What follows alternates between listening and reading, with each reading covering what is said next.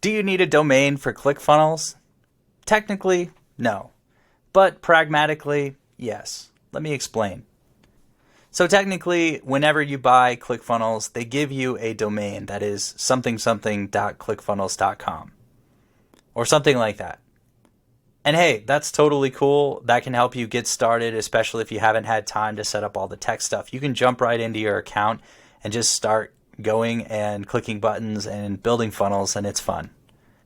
And there are some cases where that's all you're ever going to need. Let's say you're just going to be sending traffic to that funnel and it stands outside of your normal homepage, your normal web page, and you just want that funnel to exist on its own. Then it's totally fine to use the domain that ClickFunnels gives you. It's actually a subdomain, so it's part of one of their domains.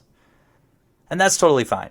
But if you're building your website and your brand, then you're going to want your own domain, and then you're going to want to use ClickFunnels through that domain. So you can buy, for example, yourname.com, and then you can use ClickFunnels to build your website. ClickFunnels will replace something like Squarespace or Wix or WordPress. So it's going to take over that role, and you can build your website on ClickFunnels, but it will be hosted at your domain.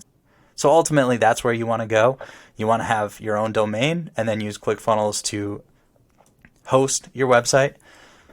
But technically, they do give you a domain when you sign up, and you could use that if you wanted to, but I wouldn't recommend it. It's not good for SEO, not good for your customers, but it could be good in some certain situations if you're just sending traffic to that funnel and it stands outside of your website.